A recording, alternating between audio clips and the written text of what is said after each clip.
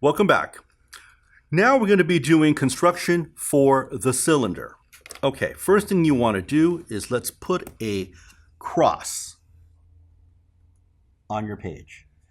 And what this will do for you is that this will help you establish the horizontal line for your ellipse. Now what I want to do is once I establish my cross, I am going to divide it.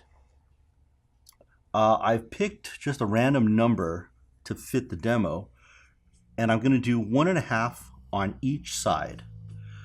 So that's going to give me a 3-inch diameter. And now what I want to do is I am going to sketch lightly. Everything we do is in construction. Okay, I'm going to sketch lightly an ellipse. Okay, and once I kind of form that ellipse, I'm looking for a 45-55 split. So once I have that light ellipse done, I'm going to go ahead and clean it up a little bit. Now remember, when we're doing ellipses, we don't want any pointy edges. Okay, it must curve into the corner.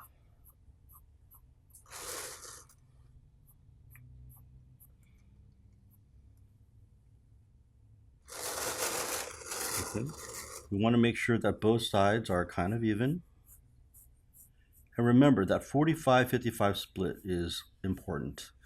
Okay, so once I have my top ellipse drawn, what I'm going to do is use my 30-60-90 triangle, and what I want to draw are 90-degree lines on both sides down to create the sides of the cylinder.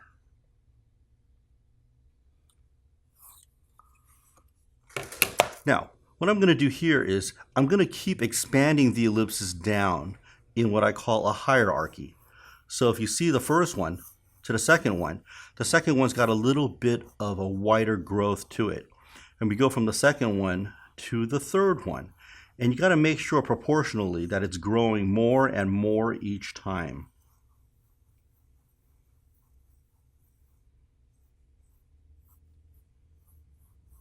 Okay? Now, once I've established these, I want to make sure the bottom ellipse that I pick to clean up will be even on both sides.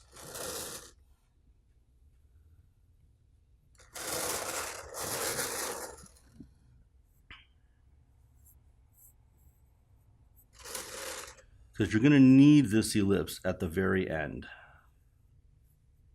Okay. So now that I've established my basic cylinder proportion, we're going to go ahead and do the lighting for the cylinder now.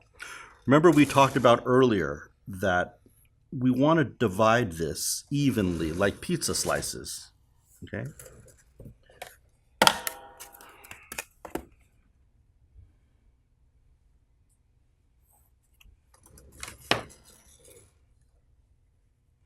Okay, so if my light is going to go to the right, I want to divide it between here and here somewhat evenly.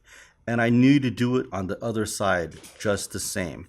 Try to get it as even as you can, because if it's not, you're going to see bigger issues later. Okay, so now that's the direction that my light is going to go, and that's the direction the shadow is going to go. So what I'm going to do now is I'm going to dice it up like a pizza slice. We'll see how we like that. Okay, it looks like it'll pass. Okay, from here, I want to do a wall divider that cuts through the cylinder. Remember, this line right here is going to be your hot streak.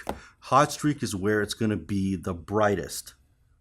So when we do this, I'm going to mark it off with just an 1/8 of an inch. And we'll leave that alone. That will be the brightest part of your cylinder. Now, these other lines here, this is going to be the darkest part. This is going to be a core shadow. Now, as the core shadow comes down, cuts through here, goes back across the other way, this is going to be the other side of the core shadow. And if this was all done relatively correctly, you should be able to meet it on the other side. So do you see the wall divider here that has gone through the cylinder? I have two core shadows. One you can see, one you can't see that's hidden. But we need to know where these points are, because when we do the shadow, this is your direction of light. Now when we do the shadow, what I'm going to do is I'm going to draw a pitchfork here. Okay, when I say pitchfork, it's going to line up with that line where the light is going. So that's one pitchfork, one side of it. Let's do the other side of the pitchfork.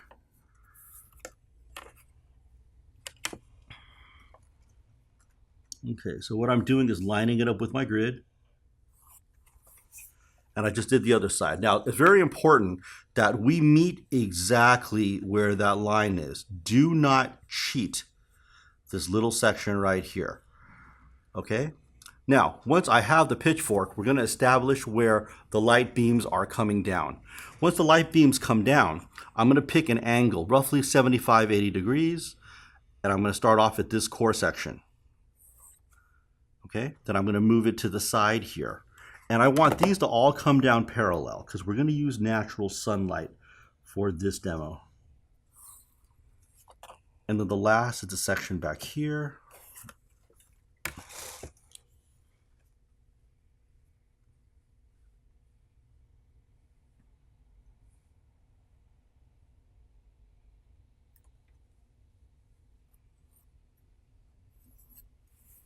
Okay, now that we've got our light beams here, let's mark them. This one I'm going to call A. This one I'm going to call B. The last one here I'm going to call C. So let's follow these beams down and see where they hit. All the way down to this cross right here, that's an A. Down to the middle section, this is a B. Down to the last section here, this is a C. Okay, so now we've gotten these points down. I'm going to show you how to construct a shadow. What we're going to do now is basically connect the dots. Okay, that's a C. C goes to the B. B goes to the A. And then back to the core shadow. Okay, so now if you're still with me, you notice this kind of looks like a little house or an arrow pointing in that direction. Okay, so now once we have that, what I'm going to do is I'm going to draw a line, a horizontal line through the A point. Okay, so figure out where your horizontal is, and I'm going to draw a line through the A point. Be careful not to get this confused with that horizontal line that we had to split the ellipse. Sometimes it may land on it, sometimes it may not. Okay, now between B and C, I'm going to make a dot. And then I'm going to draw a horizontal line between the B and the C. And this will help us approximate what size the shadow ellipse wants to be. Okay, so now what I've done is I've drawn a box here. You can see that this kind of looks like a box.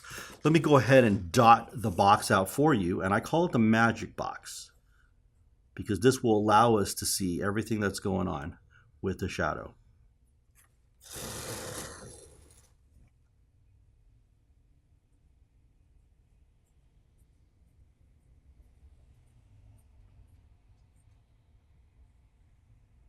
Now stop the box at the very edge of the cylinder. That's where the box stops.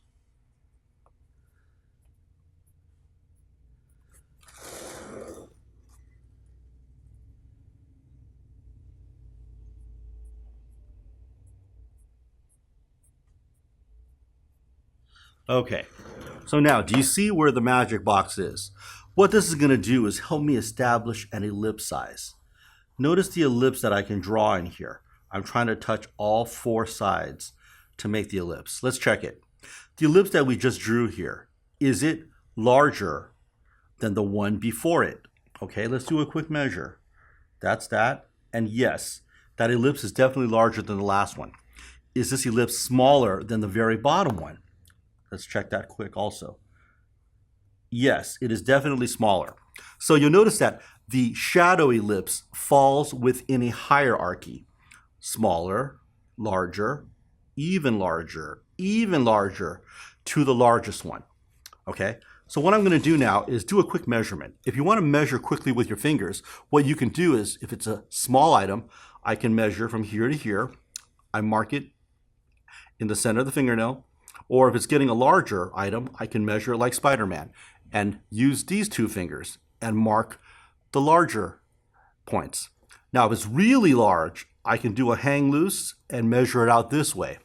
So judging from this, I could probably measure it like this. So what I want to do is I want to take this ellipse and I want to slide it out to the left.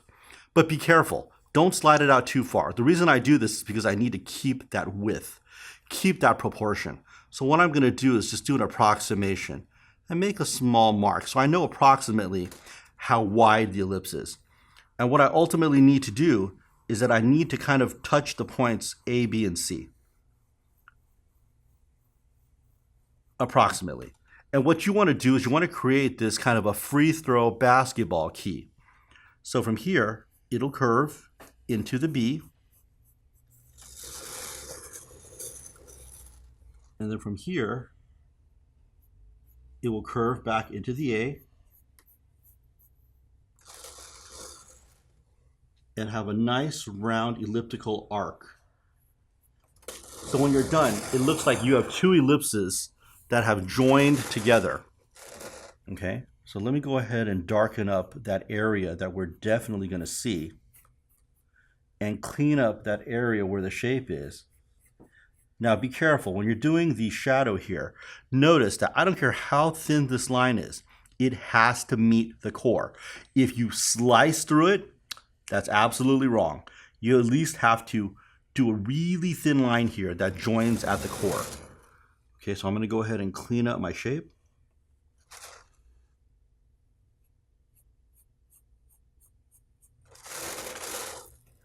And what I can do also is do a little bit of hatching to show you where the shadow is.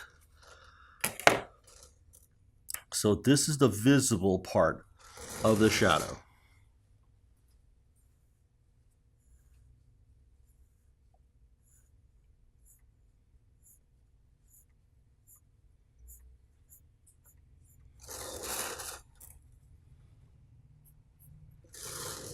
So now what I'm going to do is just touch up the shape a little bit to make sure we can see all the clean lines. Remember, all the lines that we do while we are constructing, we keep them really light. Okay, we want them to be construction lines. We don't want it to be really obvious just yet. And remember, when you're doing any lift, no cat eyes, no footballs. Okay, we want a nice, clean arc that rounds it out. All right. Well, this concludes us constructing the cylinder.